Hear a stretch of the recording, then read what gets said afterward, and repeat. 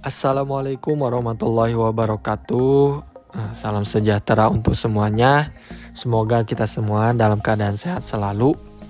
Di sini saya akan mempresentasikan minuman kombinasi bawang putih dan rimpang kunyit sebagai anti diabetes untuk memenuhi tugas dari standarisasi bahan alam dan Ibu Lia Marliani sebagai dosen pengampu.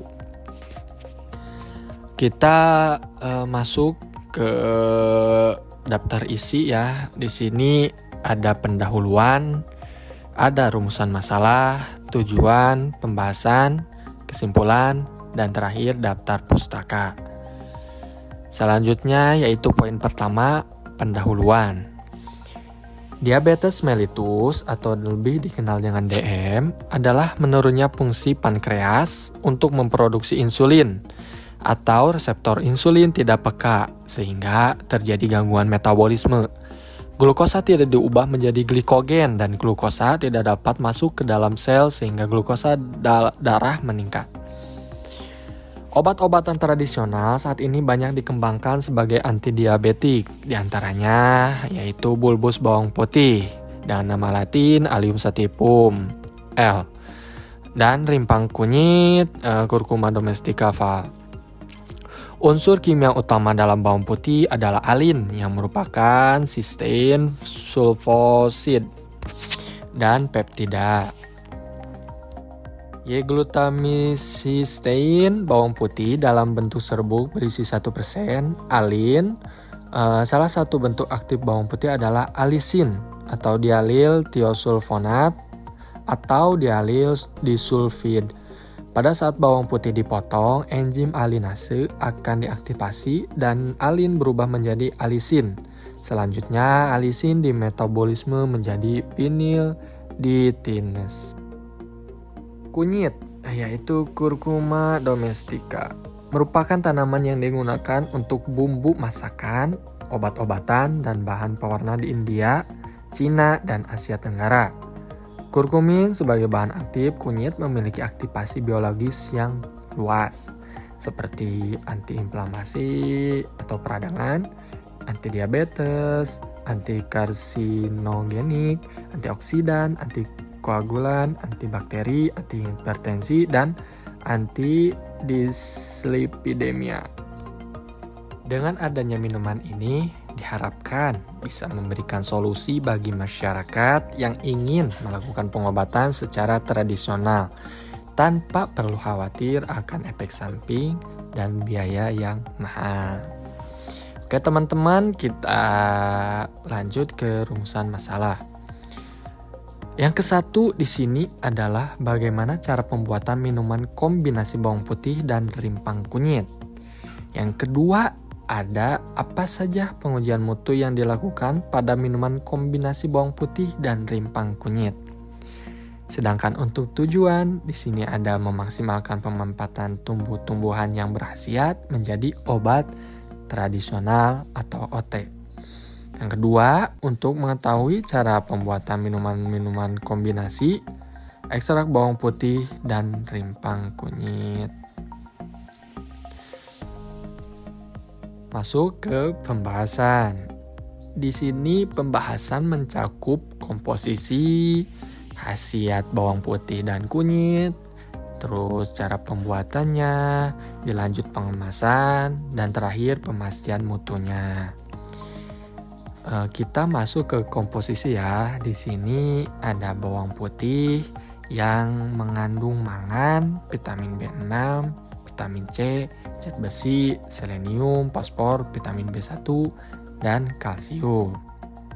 Sementara kunyit atau rimpang kunyit, di sini ada minyak kandungannya ada minyak atsiri, kurkumin, resin, oleoresin, desmetoxikurkumin, bidesmetoxikurkumin, lemak, protein, kalsium, fosfor, dan zat besi. Dilanjut ada bahan tambahan madu sebagai pemanis ya untuk produk, dan ada jeruk nipis. Khasiatnya apa saja sih untuk bawang putih, rimpang kunyit, madu, dan jeruk nipis? Di sini bawang putih ada pilek, asam urat, menurunkan darah tinggi dan kadar kolesterol, keputihan, mengurangi DM, mimisan, serta disentri. Sementara untuk rimpang kunyit itu mencegah DM, obat batuk juga bisa, radang tenggorokan juga bisa, sembelit, demam, mencegah kanker dan Alzheimer, menurunkan kadar kolesterol juga bisa, asam lambung apalagi, mencegah serangan jantung dan head yang tidak lancar. Sementara madu di sini digunakan ya, salah satunya untuk pemanis alami pada minuman atau produk yang akan dibuat. Sementara jeruk nipis di sini saya memperuntukkan untuk menutupi aroma bawang putih dan kunyitnya. Kita masuk ke cara pembuatan teman-teman. Yang pertama, bawang putih dan rimpang kunyit yang sudah disiapkan dicuci terlebih dahulu. Selanjutnya dipotong-potong dan dihaluskan dengan blender. Yang kedua, proses selanjutnya lalu direbus dengan 3 gelas air sampai tersisa kira-kira 1 gelas air. Lalu biarkan hingga dingin.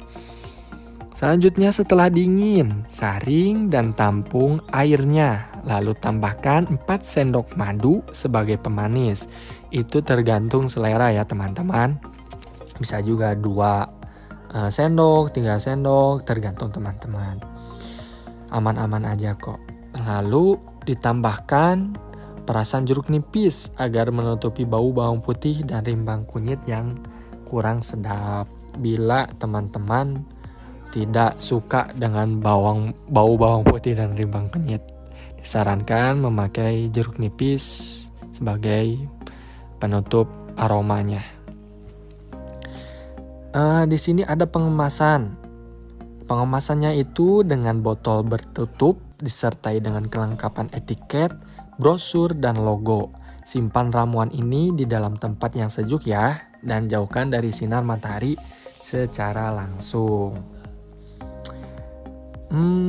Dilanjut ke pemastian mutu. Ada di sini mencakup pemastian mutu organoleptik, kadar air, cemaran mikroba, alpha toksin total, dan cemaran logam berat, serta bahan tambahan. Organoleptik ini mencakup tentang bentuk, rasa, bau, dan warna. Semakin misalnya produk kita disimpan pada suhu sekian, rasa, bau, dan warna serta bentuk itu berubah, maka itu tidak memenuhi pemastian mutu di bagian organoleptik teman-teman. Untuk cemaran mikroba di sini ada angka lempeng total, angka kapang dan khamir, ada E. coli, ada angka Enterobacteriose, ada Clostridia, ada Salmonella, ada Shigella, di mana angka lempeng total tidak lebih dari 5 kali 10 pangkat 7 koloni per gram. Angka kampang dan khamir tidak lebih dari 5 kali 10 pangkat 5 koloni per gram. Untuk angka E. coli tidak lebih dari 10 pangkat 2 koloni per gram atau 100 koloni per gram. Angka Enterobacteriose yaitu tidak lebih dari 10 pangkat 4 koloni per gram. Clostridia harus negatif ya teman-teman. Salmonella juga harus negatif, Shigella juga harus negatif setiap gramnya. Lanjut ada pemastian mutu alpha toksin total. Di sini kadar aflatoksin total yaitu tidak lebih dari 5 mikrogram per kilogram.